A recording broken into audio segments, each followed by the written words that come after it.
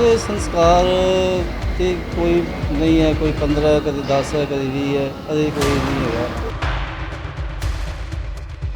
ਅੰਮ੍ਰਿਤਸਰ ਵਿੱਚ ਆਏ ਦਿਨ ਕਰੋਨਾ ਮਹਾਮਾਰੀ ਦੇ ਕੇਸ ਵਧਦੇ ਜਾ ਰਹੇ ਨੇ ਤੇ ਇਸ ਦੇ ਨਾਲ ਮੌਤਾਂ ਦਾ ਅੰਕੜਾ ਵੀ ਵਧਦਾ ਨਜ਼ਰ ਆ ਰਿਹਾ ਹੈ। ਸਰਕਾਰ ਵੱਲੋਂ ਸਮੇਂ-ਸਮੇਂ ਸਿਰ ਹਦਾਇਤਾਂ ਵੀ ਦਿੱਤੀਆਂ ਜਾ ਰਹੀਆਂ ਨੇ, ਪਰ ਲੋਕ ਇਹਨਾਂ ਹਦਾਇਤਾਂ ਦੀ ਪਾਲਣਾ ਨਹੀਂ ਕਰਦੇ, ਜਿਸ ਨਾਲ ਹੁਣ ਫਿਰ ਕਰੋਨਾ ਦੇ ਕੇਸ ਵਧਣੇ ਸ਼ੁਰੂ ਹੋ ਗਏ ਨੇ। ਇਹਨਾਂ ਦੇ ਨਾਲ ਮੌਤਾਂ ਵੀ ਕਾਫੀ ਹੋ ਰਹੀਆਂ ਨੇ। ਜੇਕਰ ਗੱਲ ਕੀਤੀ ਜਾਵੇ ਇਹਨਾਂ ਮ੍ਰਿਤਕ ਦੇਹਾਂ ਦੇ ਸੰਸਕਾਰ ਦੀ ਤੇ ਸਾਡੀ ਮੀਡੀਆ ਦੀ ਟੀਮ ਅੰਮ੍ਰਿਤਸਰ ਦੇ ਦੁਰਗਿਆਣਾ ਸ਼ਿਵਪੁਰੀ ਸ਼ਮਸ਼ਾਨ ਘਾਟ ਦੀ ਤੇ ਇੱਥੇ ਆ ਕੇ ਜਦੋਂ ਸ਼ਿਵਪੁਰੀ ਦੇ ਅਧਿਕਾਰੀਆਂ ਨਾਲ ਗੱਲਬਾਤ ਕੀਤੀ ਗਈ ਤੇ ਉਹਨਾਂ ਦੱਸਿਆ ਕਿ ਸ਼ਿਵਪੁਰੀ ਦੇ ਵਿੱਚ 70 ਦੇ ਕਰੀਬ ਧੜੇ ਨੇ ਜੋ ਰੋਜ਼ 20 ਤੋਂ 30 ਦੇ ਕਰੀਬ ਸੰਸਕਾਰ ਹੋਣ ਲਈ ਆਉਂਦੇ ਨੇ, ਕਿਉਂਕਿ ਜੇਕਰ ਕੋਈ ਜ਼ਿਆਦਾ ਮੌਤਾਂ ਦੇ ਚੱਲਦੀ ਮ੍ਰਿਤਕ ਦੇਹਾਂ ਆਉਂਦੀਆਂ ਨੇ ਤਾਂ ਵੀ ਕਾਫੀ ਧੜੇ ਸਾਡੇ ਕੋਲ ਨੇ। ਅੱਜ ਤੱਕ ਇਸ ਤੋਂ ਵੱਧ ਕਦੇ ਸੰਸਕਾਰ ਲਈ ਮ੍ਰਿਤਕ ਦੇਹਾਂ ਨਹੀਂ ਆਈਆਂ।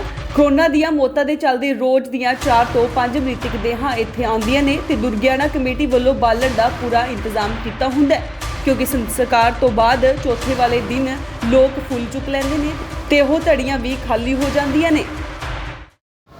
जी पंडित जी अपना नाम दे ਮੇਰਾ ਗਿਰਦਰ ਗੋਪਾਲ ਜੀ, ਪੰਡਿਤ ਗਿਰਦਰ ਗੋਪਾਲ ਨਾਮ। पंडित जी जिद्दां कि कोई भी ਕਰੋਨਾ ਦੀ ਬੋਡੀ ਆਉਂਦੀ ਆ ਹਾਂਜੀ ਹਾਂਜੀ। ਉਹਦਾ ਅੰਤਿਮ ਸੰਸਕਾਰ ਤੁਸੀਂ ਆਪਣੀ ਸੇਫਟੀ ਨੂੰ ਲੈ ਕੇ ਕਿੱਦਾਂ ਮਤਲਬ ਕਿ ਕਰਾਉਂਦੇ ਜੇ ਜਿਹੜੀ ਫੈਮਿਲੀ ਦੇਖੋ ਭਾਈ, ਉਹ ਕੋਵਿਡ ਦੀ ਜਿਹੜੀ ਲਾਸ਼ ਹੈ ਨਾ, ਉਹਨਾਂ ਨੇ ਪੈਕ ਕਰਕੇ ਲਿਆਂਦੇ ਆ, ਉਹਨਾਂ ਦੇ ਬੰਦੇ ਆਉਂਦੇ ਆ, ਉਹਨਾਂ ਦੀ ਲੱਕੜ ਆਪੇ ਲਗਾਉਂਦੇ, ਸਾਰਾ ਕੁਝ ਕਰਦੇ ਆ। ਅਸੀਂ ਲੋਕ ਦੂਰੋਂ ਬਈ ਮੰਤਰ ਉਚਾਰਨ ਕਰਦੇ ਤੇ ਕਿ ਉਹਦੇ ਵਾਸਤੇ ਤੇ ਚਲੋ ਉਹਦੀ ਆਤਮਾ ਦੀ ਸ਼ਾਂਤੀ ਅਸੀਂ ਪ੍ਰਾਰਥਨਾ ਕਰਦੇ ਹਾਂ, ਦੂਰੋਂ ਹੀ ਕਰਦੇ। ਕਿੱਦਾਂ ਦੀ ਆਪਣੀ ਸੇਫਟੀ ਕਰਦੇ ਹੋ ਜਾਂ ਉਹ ਕਿੱਦਾਂ ਦੀ ਆਪਣੇ ਘਰ ਦੇ ਉਹਨਾਂ ਦੇ ਮੈਂਬਰ ਨੇ ਕਿੱਦਾਂ safety ਉਹਨਾਂ ਦੇ ਕਰਦੇ? ਮੈਂਬਰ ਜੀ ਕੋਈ ਕਿੱਟ ਪਾਉਂਦੇ ਹੈ, ਜਿਹਨੇ ਅਗਨੀ ਦੇਣੀ ਹੁੰਦੀ ਉਹ ਕਿੱਟ ਪਾ ਕੇ ਸਾਰਾ ਕਰਦਾ ਹੈ। ਅਸੀਂ ਲੋਕ ਦੂਰੋਂ ਉਹਨੂੰ ਪਹਿਲੇ ਤੋਂ ਸਮਝਾ ਦਈਦਾ ਕਿ ਵੀ ਉੱਥੇ ਇੰਝ ਕਰਨਾ ਹੈਗਾ, ਅਗਲੇ ਉੱਥੇ ਸਾਰਾ ਕੰਮ ਕਰ ਲੈਂਦੇ ਆ। ਅਸੀਂ ਦੂਰੋਂ ਇੱਥੋਂ ਖਲੋ ਕੇ ਦੂਰੋਂ ਮੰਤਰੋਚਾਰਨ ਕਰ ਦਿੰਦੇ ਹਾਂ। ਆਪਣੀ ਸੇਫਟੀ ਨੂੰ ਲੈ ਕੇ ਕਿੱਦਾਂ ਅਵੇਅਰ ਦੇਖੋ ਭਾਈ, ਅਸੀਂ ਫਿਰ ਉਹਦੇ ਮਾਸਕ ਮੂਸਕ ਲਗਾਉਂਦੇ ਹਾਂ, ਸੈਨੀਟਾਈਜ਼ਰ ਵਗੈਰਾ ਆਪਣੇ ਨਾਲ ਹੱਥ ਵਾਸ਼ ਕਰਦੇ ਰਹਿੰਦੇ ਹਾਂ, ਜਿਹਦੇ ਨਾਲ ਕਿ ਅਸੀਂ ਉਸ ਤੋਂ ਵੀ ਬਿਮਾਰੀ ਤੋਂ ਹੀ ਬਚ ਕੇ ਰਹੀਏ।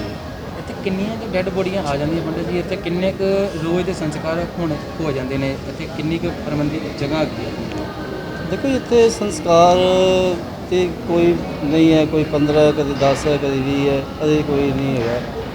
ਤੇ ਬਾਕੀ ਜਿਹਦੇ ਇੱਥੇ ਜਗ੍ਹਾ ਤੇ ਕਾਫੀ ਹੈਗੀ ਹੈ ਕਿ ਜਿਹੜੇ ਕਈ ਫੁੱਲ ਚੁੱਕ ਕੇ ਲੈ ਜਾਂਦੇ ਆ, ਉਹਨਾਂ ਦੀ ਵੀ ਜਗ੍ਹਾ ਬਣ ਜਾਂਦੀ ਹੈ ਤੇ ਸੰਸਕਾਰ ਵਗੈਰਾ। ਪੰਡਿਤ ਜੀ ਜ਼ਿਆਦਾ ਤੋਂ ਜ਼ਿਆਦਾ ਕਿੰਨੇ ਆਪਾਂ ਇੱਥੇ ਅੰਤਿਮ ਸੰਸਕਾਰ ਕਰ ਸਕਦੇ ਹਾਂ ਜਿੱਦਾਂ ਮਤਲਬ ਕਿ ਜ਼ਿਆਦਾ ਤੋਂ ਜ਼ਿਆਦਾ ਵੈਸੇ ਤਾਂ ਇਹਦੀਆਂ ਥੜੀਆਂ ਕੋਈ 55 ਥੜੀਆਂ ਹੋਈਆਂ ਜੀ, 55 ਸੰਸਕਾਰ ਹੋ ਸਕਦੇ।